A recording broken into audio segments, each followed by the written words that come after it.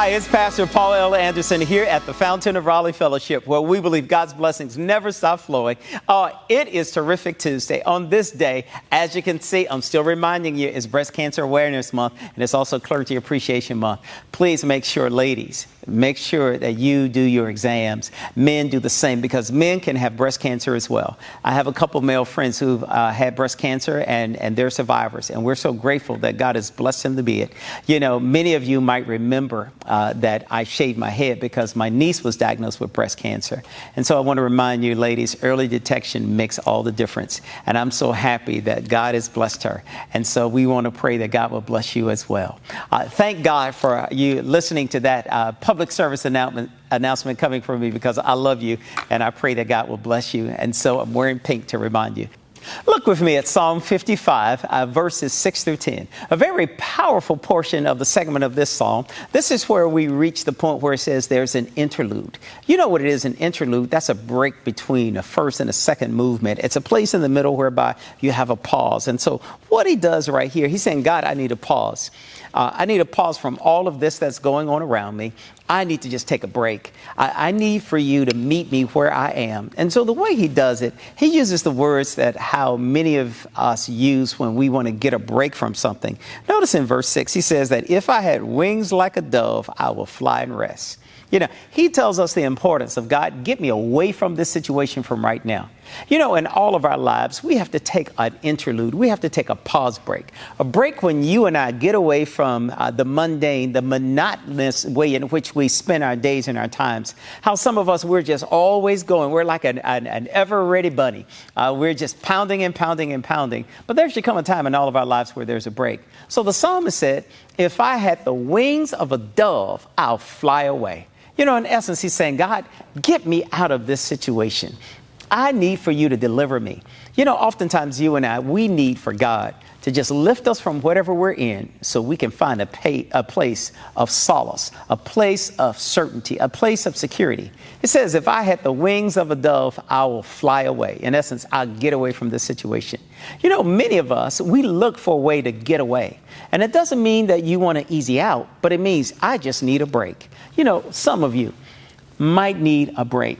A moment where you can just press pause and tell everybody, I have been doing so much, but I just need a break for a moment. Give me a moment. And many times you have to initiate that. You know, the Bible teaches us in the New Testament when Jesus and his disciples did great miracles, it says that after they did these miracles, they withdrew to the other side of the lake. They got away from everything and everybody. There come a pause in all of our lives that we need to get away from everything and everybody so we can rejuvenate, so we can replenish ourselves. You know, when you have emptied everything out of your cup, there's nothing left to pour. So it comes a time that we have to position ourselves to be filled. You know, we used to sing this song, Lord, I lift my cup, fill it up. You know, when we lift up our spirits to God and we say, God, fill it up, I know I have just what I need. He talks about the quietness in the wilderness, how I wish I can escape from the wild storms of hatred, all the stuff that's happening. You know, in our world in which we live today, we're seeing hatred being manifest in a very profound way, more so than ever before. You know, before you used to wonder about things, but nowadays people are just all up in your face about it. This text reminds us how we need only God's hand to get us out of those kind of situations. And he does it by using us, and he does it by using the tools that we've given to him. And, you know, oftentimes we must remind ourselves the greatest tool that God has given us is the power of our actions to show that we are strong in mind, we're strong in spirit, and we're strong in our belief in God. Today, I want to ask you, take an interlude, take a break, take a moment from all of the hustle and the bustle of everything that's happened around you and just pause. I hope you will like this and share this with your friends, because oftentimes we need a break. You know, the next holiday that will come up is November, is Thanksgiving, but there's a whole lot to happen before then. So I hope you will position yourself to take a moment to get a break and understand that as you're breaking, God will speak to you. May God bless you. May heaven smile upon you. And I look forward to seeing you on tomorrow. To sow a seed to the Fountain of Raleigh Fellowship, visit our newly redesigned website, thefountainofraleigh.org, and select Sow a Seed from the homepage. Also, giving has been made easier with the new Fountain of Raleigh app, available now in the Apple App Store and Google Play Store. Download today, select Giving from the main menu, and then follow the directions to complete your giving through Subsplash.